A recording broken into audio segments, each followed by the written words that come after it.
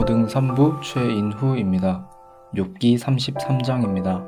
그런즉 욥이여 내 말을 들으며 내 모든 말에 귀를 기울이기를 원하노라. 내가 입을 여니 내 혀가 입에서 말하는구나. 내 마음의 정직함이 곧 내 말이며 내 입술이 아는 바가 진실을 말하느니라. 하나님의 영이 나를 지으셨고 전능자의 기운이 나를 살리시느니라. 그대가 할 수 있거든 일어서서 내게 대답하고 내 앞에 진술하라. 나와 그대가 하나님 앞에서 동일하니 나도 흙으로 지으심을 입었은즉 내 위엄으로는 그대를 드럽게 하지 못하고 내 손으로는 그대를 누르지 못하느니라. 그대는 실로 내가 듣는 데서 말하였고 나는 그대의 말소리를 들었으느니라. 이르기를 나는 깨끗하여 악인이 아니며 순전하고 불의도 없거늘 참으로 하나님이 나에게서 잘못을 찾으시며 나를 자기의 원수로 여기사 내 말을 착고에 채우시고 나의 모든 길을 감시하신다 하였느니라. 내가 그대에게 대답하리라. 이 말에 그대가 의롭지 못하니 하나님은 사람보다 크심이니라. 하나님께서 사람의 말에 대답하지 않으신다 하여 어찌 하나님과 논쟁하겠느냐. 하나님은 한 번 말씀하시고 다시 말씀하시되 사람은 관심이 없도다. 사람이 침상에서 졸며 깊이 잠들 때에나 꿈에나 밤에 환상을 볼 때에 그가 사람의 귀를 여시고 경고로써 두렵게 하시니 이는 사람에게 그의 행실을 버리게 하려 하심이며 사람의 교만을 막으려 하심이라. 그는 사람의 혼을 구덩이에 빠지지 않게 하시며 그 생명을 칼에 맞아 멸망하지 않게 하시느니라. 혹은 사람이 병상의 고통과 뼈가 늘 수심의 징계를 받나니 그의 생명은 음식을 싫어하고 그의 마음은 별미를 싫어하며 그의 살은 파리하여 보이지 아니하고 보이지 않던 뼈가 드러나서 그의 마음은 구덩이에 그의 생명은 멸하는 자에게 가까워지느니라.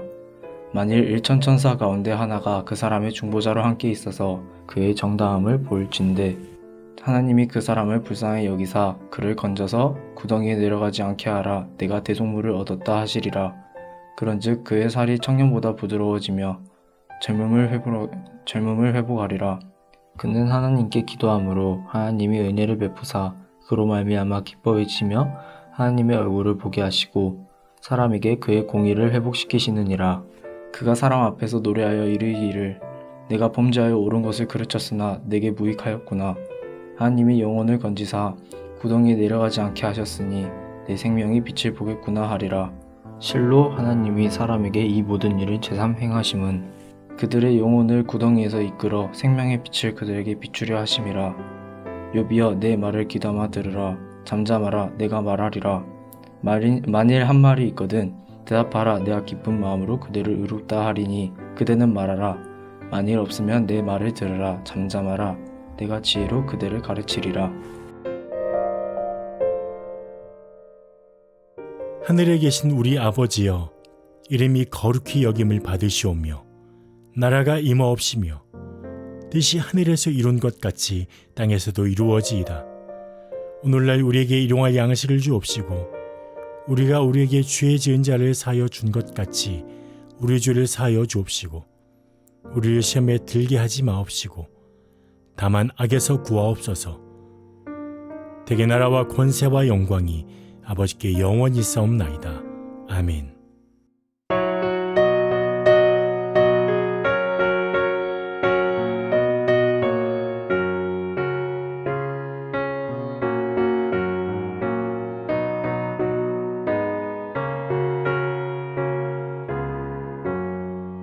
천지에 있는 이름 중 귀하고 높은 이름 주 나시기 전 지으신 구주의 이름 예수 주 앞에 내가 엎드려 그 이름 찬송함은 내 귀에 들린 말씀 중 귀하신 이름 예수 주 십자가에 달릴 때 명패에 쓰인 대로 저 유대인의 왕이요 곧 우리 왕이시라.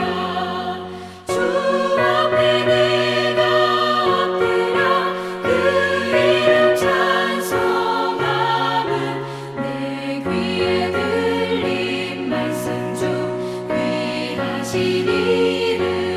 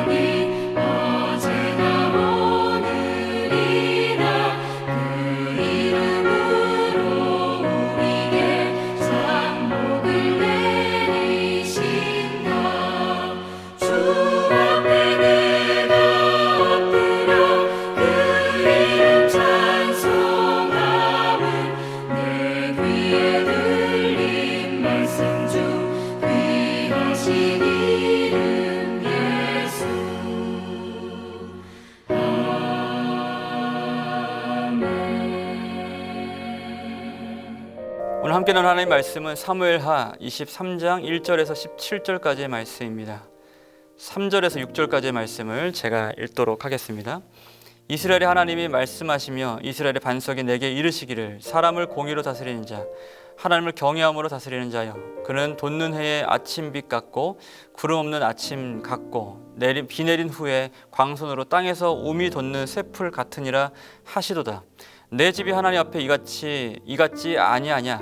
하나님이 나와 더불어 영원한 언약을 세우사 만사에 구비하고 견고하게 하셨으니 이는 나의 모든 구원과 나의 모든 소원을 어찌 이루지 아니하시랴. 그러나 사악한 자는 다 내버려질 가시나무 같으니 이는 손으로 잡을 수 없음이로다. 아멘. 하나님께서 기뻐하시는 사람이 어떤 사람일까? 성경 전체를 통해서 함축하여 한 문자로 말씀드린다면 하나님을 사랑하는 자이죠. 하나님을 사랑하는 자 그리고 또 하나님을 경외하는 자일 것입니다.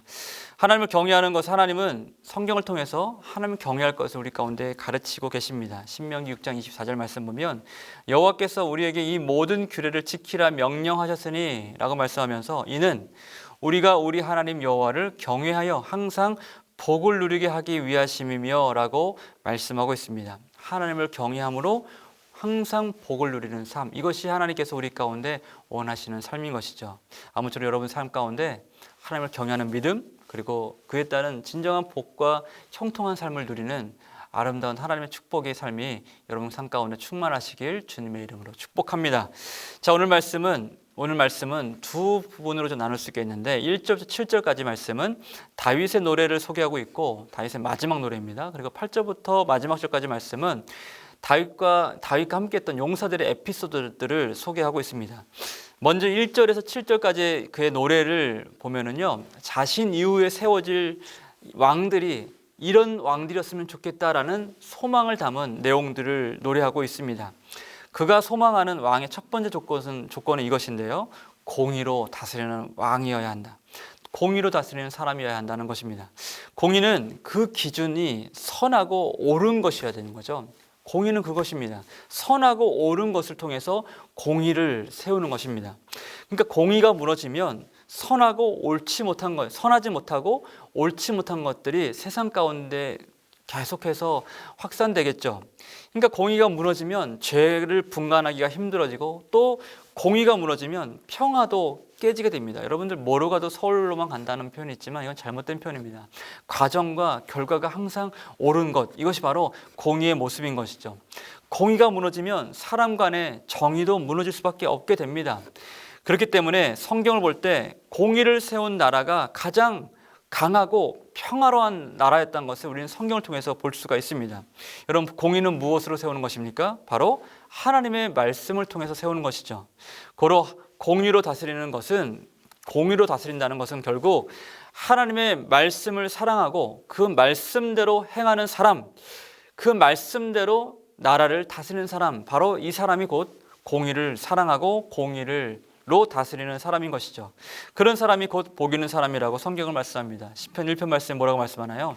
복 있는 사람의 조건을 말씀하면서 복 있는 사람은 악인들의 꾀를 따르지 아니하고 죄인들의 길에 서지도 않고 오만한 자들의 자리에 앉지도 않고 오직 여호와의 율법만을 즐거워하고 그 율법을 주야로 묵상하는 사람이다 라고 말씀합니다. 아무쪼록 저와 여러분이 하나님 말씀에 근거한 삶, 하나님 말씀이 전부가 되고 말씀이 우리 삶의 중심이 되는 삶으로 하나님께 영광이 되고 공의로운 삶으로 주님을 기쁘게 하는 저와 여러분들의 삶이 되시길 주님의 이름으로 축복합니다. 자, 둘째로 다윗이 바라는 왕의 조건은 하나님만을 두려워하는 왕을 그가 노래하고 있습니다. 곧 하나님을 경외함으로 다스리는 사람을 설명하고 있죠. 오늘 말씀 3절 말씀 보면 이스라엘의 하나님이 말씀하시며 이스라엘의 반석이 내게 이르시기를 사람을 공의로 다스리는 자 하나님을 경외함으로 다스리는 자여 라고 노래하고 있습니다. 성경에는 많은 왕을 소개하고 있는데 그 왕들의 모습을 보면 딱 두 부류의 왕으로 나눠집니다. 하나님을 두려워하는 자인가 또는 사람을 두려워하는 자인가. 하나님을 경외한다는 것은 여러분들 다른 눈치를 보지 않는다는 거죠. 진리를 따라서 공의를 무너뜨리지 않는 사람을 의미하는 것입니다. 여러분, 하나님을 경외하는 자는 누가 보지 않더라도 정직하게 행하는 사람입니다. 그러한 자를 성경은 복 있는 사람이라고 말씀하고 약속하고 있죠. 사무엘상 오늘 본문의 4절 말씀 보면은 그는 돋는 해의 아침빛 같고, 여러분 해가 돋을 때 그 아침빛이 얼마나 눈부시고 찬란합니까?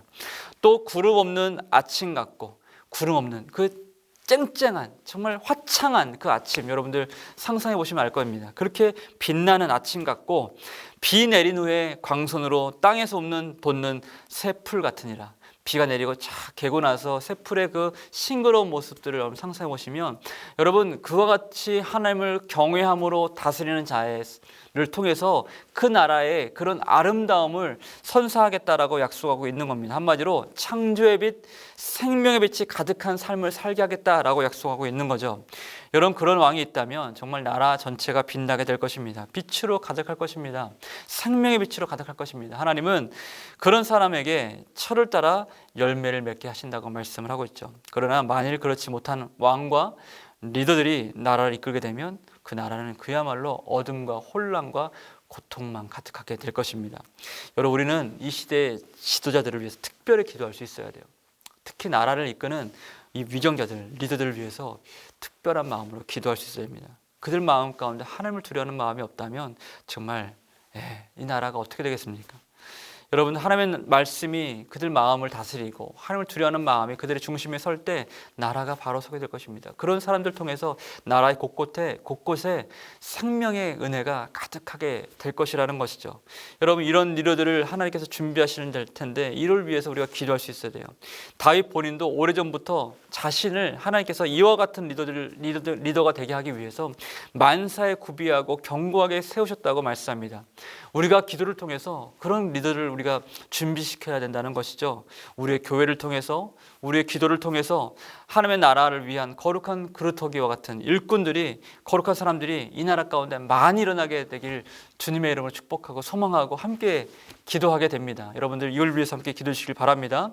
자, 마지막부터 8절까지의 말씀, 8절부터 마지막 절까지의 말씀을 보면은 다윗과 함께 했던 용사들의 이야기가 소개가 됩니다. 먼저 그들이 얼마나 용맹하게 싸웠고 또 전쟁에서 얼마나 큰 성과를 만들었는지를 소개하는데, 요셉 바세바라고 이름하는 사람은 단번에 800명을 죽였다고 하고요. 또 엘르아살이라는 자는 손에 근육이 나서 근육경련이 나서 칼을 놓을 수 없을 정도로 용맹하게 싸웠다고도 기록하고 있습니다. 성경은 그들의 위용을 자세히 기록하고 있지만 무엇보다 그들이 그런 상황에서도 승리할 수 있었던 이유를 이렇게 밝히는데요. 오직 하나님께서 이기게 하셨다라고 말씀하는 거죠. 그들의 용맹함 뒤에는 하나님의 능력이 함께했다는 겁니다. 10절 말씀 보면은 그날에 여호와께서 크게 이기게 하셨으므로라고 말씀하고 있고, 또 12절에서도 여호와께서 큰 구원을 이루시니라라고 말씀합니다. 여러분 승리 누가 주시는 거예요? 하나님이 주시는 겁니다. 우리가 기도하고 최선을 다하지만 그 승리의 결과는 오직 하나님께서만 책임지시는 거죠. 나는 최선을 다하고 하나님께서는 그 결과와 모든 과정 가운데 하나님께서 영광을 책임지시고 승리를 약속하시는 것, 이것이 진정한 믿음의 가장 아름다운 본보기가 되는 모습이 되는 것이죠. 여러분 하나님은 우리를 이기게 하시는 분이십니다. 우리가 어떤 어려움이 있든지 간에 하나님은 그를 의지하는 백성을 반드시 이기게 하시는 전능하신 하나님이십니다. 하나님은 오늘도 하나님만 의지한 사람을 평강으로 인도하신다고 말씀하고 있죠. 이사야 26장 3절 말씀 보시면 주께서 심지가 견고한 자를 평강하도록 지키시리니 이는 그가 주를 신뢰함이니이다 라고 말씀합니다. 오늘도 주님만 신뢰하여 담대하게 살아가는 저와 여러분 되시길, 담대하게 그 어려움과 맞서시는, 믿음으로 맞서시는 저와 여러분 되시길 축복합니다. 자, 오늘 본문에서 가장 인상적인 내용은 13절부터의 내용입니다. 13절 이후의 내용을 말씀을 드리면 그 다윗이 위급한 상황을 맞았던 상황을 소개하고 있는데, 13절 말씀을 쉬운 성경을 읽어드리겠습니다.